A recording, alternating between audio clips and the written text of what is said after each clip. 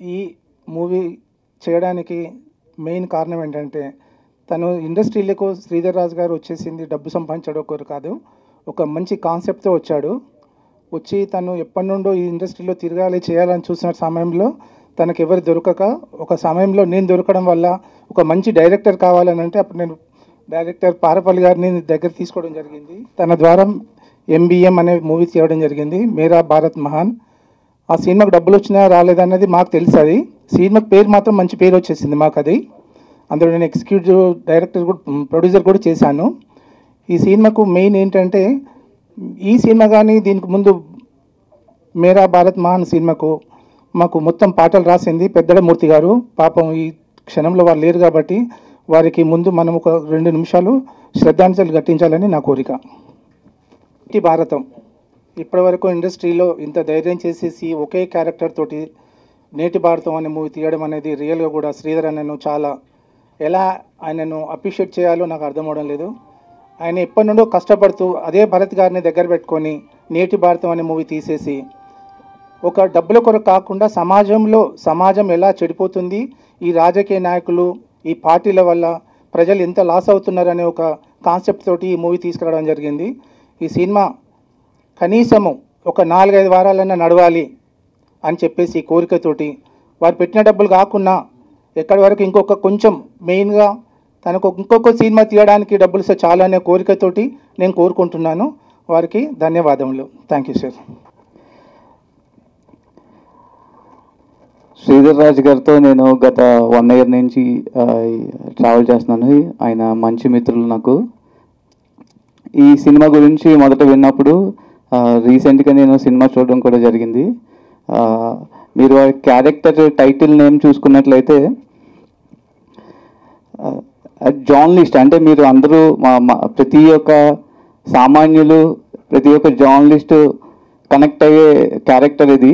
సమాజంలో జరుగుతున్న అసమానతల గురించి ముందుండి నడిపించి, ఎస్పెషల్లీ ఇప్పుడున్న పొలిటికల్ సెనేరియోలో మీడియా అంతా పోలరైజ్ అయ్యి వాళ్ళకి నచ్చిన న్యూస్ని వాళ్ళకి అనుకూలంగా వాళ్ళ యొక్క రాజకీయ వాళ్ళ యొక్క రాజకీయ ఆలోచనలకు తగ్గట్టుగా న్యూస్ని డ్రైవ్ చేయడం జరుగుతుంది.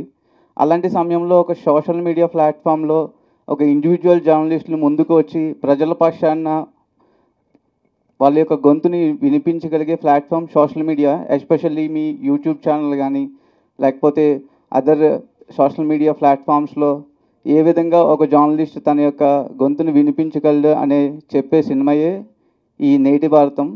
మీరందరూ ఇది మీ సినిమాగా జనాల మధ్యలోకి తీసుకువెళ్ళి ఇలాంటి ఇండివిజువల్ జర్నలిస్ట్ని ఎంకరేజ్ చేయాలనే ఆలోచనతో దీన్ని మీరు మీ ఓన్ చేసుకుని ప్రమోట్ చేయాలని కోరుకుంటున్నాను. Thank you.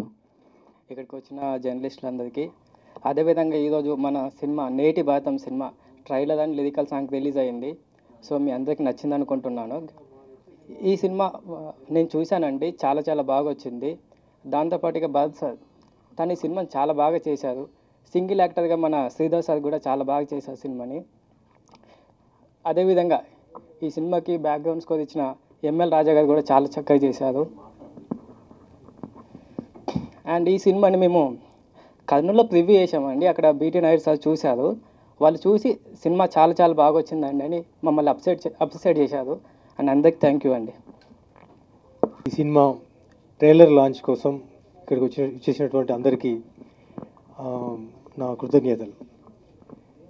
ఈ సినిమా నేటి భారతం ఇప్పుడు కరోనా తర్వాత మన దేశంలో వచ్చినటువంటి చేంజెస్ ఏవైతే ఉన్నాయో, మన సామాజిక స్థితిగతులు కానీ ఆర్థిక స్థితిగతులలో కానీ అక్కడ మన ప్రజలలో వచ్చినటువంటి ఆందోళనలు స్థితిగతులు ఇవన్నీ దాని తర్వాత వచ్చే రాబోయే ఎలక్షన్ల మీద ఏ విధంగా దాని ఇంపాక్ట్ ఉంటుంది అనేటువంటిది. అన్నిటికంటే ముఖ్యంగా ఈ సినిమాలో మేము ఫోకస్ చేసినటువంటి విషయం ఏంటంటే పాలసీ మేకింగ్.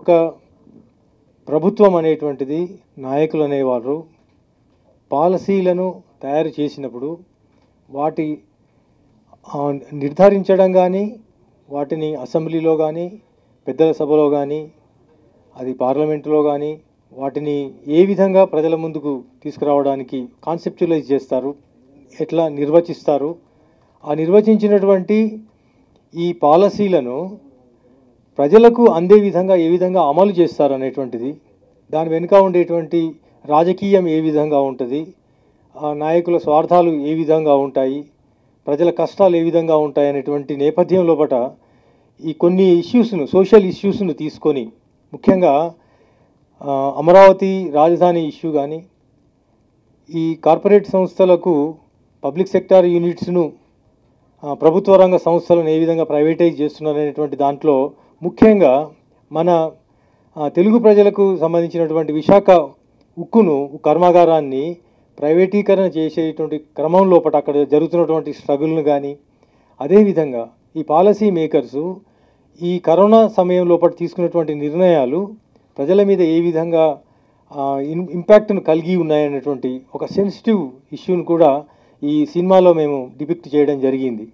అయితే ఈ విషయాలను చెప్పడానికి గాను ప్రస్తుత పత్రికా రంగం, జర్నలిస్టుల యొక్క జీవితాలను మనం చూసినట్టయితే, మా డైలాగ్ రైటర్ పెద్దాడమూర్తి గారు వారు గురువైనటువంటి గురుతులైనటువంటి పతంజలి గారి అని ఆదర్శంగా తీసుకొని ఈ సినిమాలో అతని పేరును మేము వాడుకోవడం జరిగింది. ఈ ప్రధాన పాత్ర అనేటువంటిది యాక్చువల్గా నిజంగా చెప్పాలంటే ఇక్కడ ఒక యాక్టర్గా, ఒక హీరోగా నేనేదో చేశానని కంటే ఈ పాత్రలో ఉన్నటువంటి నిగూఢమైనటువంటి శక్తి, బలం ఏదైతే ఉన్నదో, ఆ జర్నలిస్ట్ పాత్రకు ఉన్నటువంటి ఆ బలం ఏదైతే ఉన్నదో, ఆ పతంజలి గారి పేరులో ఉన్నటువంటి బలమే ఈ సినిమాను ముందుకు నడిపిస్తున్నటువంటి కాన్ఫిడెన్స్ను ఆ రోజు పెద్దాడమూర్తి గారు వ్యక్తీకరించారు. ఈ సినిమా చూసిన తర్వాత మాకు కూడా అదే విధంగా అనిపించింది. ఇక ఈ సినిమాలో ముఖ్యంగా behind the screen, behind the camera hero ఎవరంటే మా భరత్ పారేపల్లి గారు. భరత్ పారేపల్లి గారితో మాది జర్నీ ఒక 7 years నుండి ఉంది. దీంట్లో ముందు మేము ఈ సాంఘిక అంశాలను తీసుకొని విద్య, ఆరోగ్యం మీద మేరా భారత్ మహాన్ MBM అనేటువంటి సినిమాను చేయడం జరిగింది. యాక్చువల్గా ఆ సినిమాకు నేను స్టోరీ ఇవ్వడం జరిగింది, మరి కాన్సెప్టు ప్లస్ ఆ సినిమాకు ప్రొడ్యూసర్గా నేను ఇండస్ట్రీకి ఇంట్రడ్యూస్ అయ్యాను. అయితే అక్కడ మేరా భారత్ మహాన్లో నేను ఏదైతే రోల్ చేశానో అది జగపతి బాబు గారు చేయాల్సి ఉండే. తను డేట్స్ దొరకక జగపతి బాబు గారు ఆ టైంలో 2018, 19 టైంలో 17, 18 టైంలో చాలా బిజీ అయిపోవడం వల్ల ఆ పాత్ర చేయడానికి నాకు ఆ అదృష్టం కలిగింది. నన్ను ప్రోత్సహించినటువంటి అప్పుడు మా కో ప్రొడ్యూసర్స్ కానీ తాళ్ళ రవి గారు, మరి డాక్టర్ సురేందర్ రెడ్డి గారు, అదేవిధంగా మా డైరెక్టర్ భరత్ గారు, వాళ్ళకి నేను చాలా కృతజ్ఞతుని. నా అవకాశం నాకు కల్పించినటువంటి జగపతి బాబు గారిని వారి ఎంకరేజ్మెంట్ని నేను ఎన్నడూ మర్చిపోలేను. అదేవిధంగా ఈ సినిమాలో కూడా మేము తెలుగు ఇండస్ట్రీలో straight single actor cinema Neti భారతం, అది అంటే రీమేక్స్ ఉన్నాయి కొన్ని, కానీ స్ట్రైట్ సింగిల్ యాక్టర్ సినిమా, ఒకటే పాత్రతో చేయబడ్డ సినిమా నేటి భారతంగా చరిత్రలో నిలిచిపోతుందని ఆశిస్తూ ఈ సినిమాను చేయడం జరిగింది.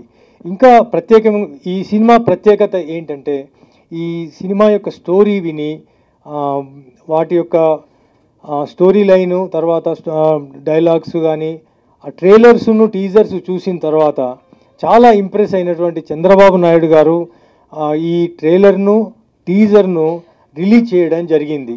అది మా అదృష్టంగా మేము భావిస్తున్నాం.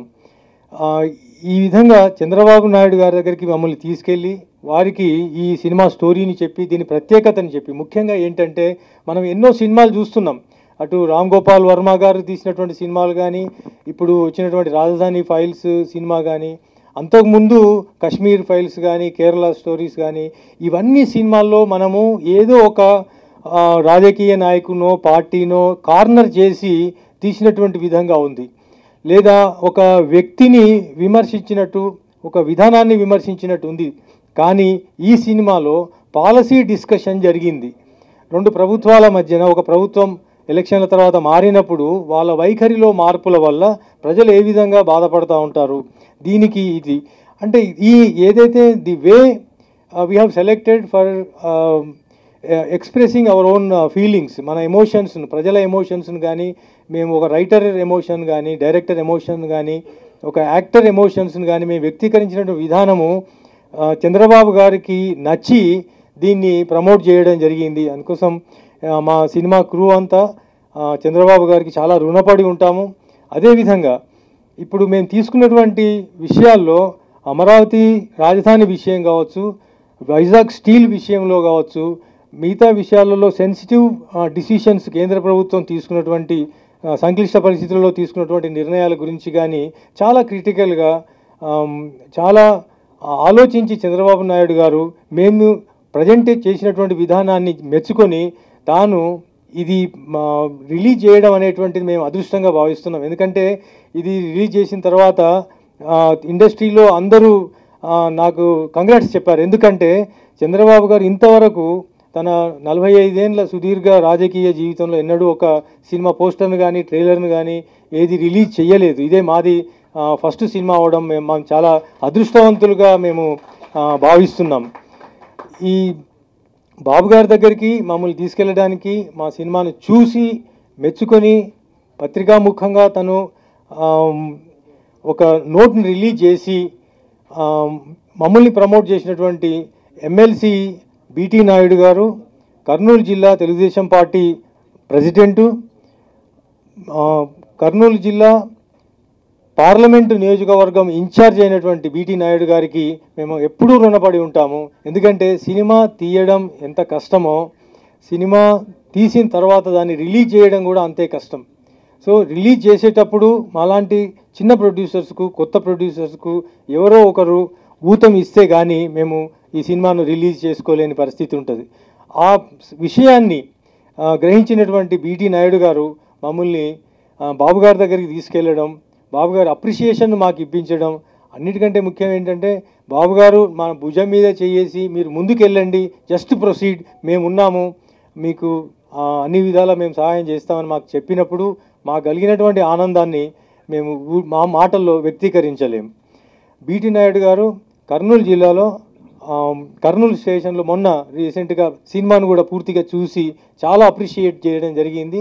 మా డైరెక్టర్ గారిని, మా రైటర్ను, యాక్టింగ్ చేసినటువంటి నన్ను కూడా తను అప్రిషియేట్ చేయడం మాకు చాలా ఆనందంగా ఉంది. సో ఈరోజు పాత్రికేయులందరికీ నేను చెప్పే ముఖ్య విషయం ఏంటిదంటే, ఈరోజు మన సిస్టమ్ లోపల, పొలిటికల్ సిస్టమ్ లోపల, సినారియో లోపల జర్నలిస్టు ఎదుర్కొంటున్నటువంటి సమస్యల మీద, జర్నలిస్టులో ఉన్నటువంటి ఒక సిన్సియారిటీ అనేటువంటిది, అంకిత భావం అనేటువంటిది, తెగింపు అనేటువంటి విషయంలో, ఎందుకంటే మనం చూసాం, మనం ఢిల్లీలో రైతుల ఆందోళన జరుగుతున్నప్పుడు ఒక గ్రానైట్ వచ్చి గ్రానైట్ బాల్, అది గ్రానైట్ అంటుంది సారీ, అది స్మోక్కు సంబంధించినటువంటి బాల్ వచ్చి ఒక జర్నలిస్ట్ కన్నుకు తగలడం జరిగింది. తను హాస్పిటల్లో అడ్మిట్ కావడం జరిగింది. అంటే జర్నలిస్టులు ఎంత రిస్క్ తీసుకుంటున్నారు, ప్రాణాలకు మీద ఎంత రిస్క్ తీసుకుంటున్నారు, రాజ్యం నుంచి వెళ్ళి వాళ్ళకు ఎంత రెసిస్టెన్స్ వస్తుంది అనేటువంటిది మనం నిత్యం చూస్తున్నటువంటి విషయం. అది తెలంగాణలో కావచ్చు, ఆంధ్రప్రదేశ్లో కావచ్చు, ఇది దేశం మొత్తం జరుగుతున్నటువంటి విషయంగా జర్నలిస్టు మిత్రులందరికీ నేను చేసే రిక్వెస్ట్ ఏంటిదంటే, ఈ పాత్రను మీరు ఓన్ చేసుకుంటారని, మమ్మల్ని ప్రమోట్ చేస్తారని, అదేవిధంగా ఈ మన దేశం గురించి ఆలోచించే వాళ్ళు, ప్రజల గురించి ఆలోచించే వాళ్ళు, ప్రభుత్వం పరిపాలనా విధానాల గురించి జడ్జిమెంటల్గా ఉండి వాటిని విమర్శించే వాళ్ళు కానీ, సద్విమర్శకులు ఎవరైనా మా సినిమాను ప్రమోట్ చేయడానికి ముందుకు వస్తారని మేము ఈ సభాముఖంగా కోరుకోవడం జరుగుతూ ఉంది. ప్రతాప్ ప్రొడక్షన్స్ నుండి రెండవ సినిమాగా రిలీజ్ చేయడం జరుగుతూ ఉంది. ఇప్పుడు ఫస్ట్ కాపీ వచ్చిన తర్వాత మేము సెన్సార్కు పంపడం జరిగింది. ఇప్పుడు సెన్సార్ బోర్డులో ఉంది. సినిమా సెన్సార్ కాగానే రిలీజ్ డేటు డిక్లేర్ చేయడం జరుగుతుంది. ఇంకోటి, ఇప్పుడు ఈ ట్రైలర్స్, 2 రకాల ట్రైలర్సు, అట్లాగే ఒక సాంగ్ లిరికల్ ఏదైతే ఉందో వీటికి ఎటువంటి కాపీరైట్ ఏమీ లేదండి. ఇది యూట్యూబ్లో ఎవరైనా దాన్ని వాడుకోవచ్చు. ఈరోజు ఇక్కడికి వచ్చినటువంటి పాత్రికేయులందరికీ, ప్రెస్ వాళ్ళందరికీ నా స్పెషల్ థ్యాంక్స్ చెప్తున్నాను. ఇంకోటి, ఛాంబర్ వారికి ఈ ఫెసిలిటీని మాకు వాడుకోవడానికి ఇచ్చినటువంటి దానికి మేము చాలా కృతజ్ఞతలం. మా పిఆర్ఓ బాక్స్ ఆఫీస్ రమేష్ గారు చాలా శ్రమించి ఈ కార్యక్రమాన్ని ఇక్కడ ఆర్గనైజ్ చేయడం జరిగింది. థ్యాంక్స్ అండి.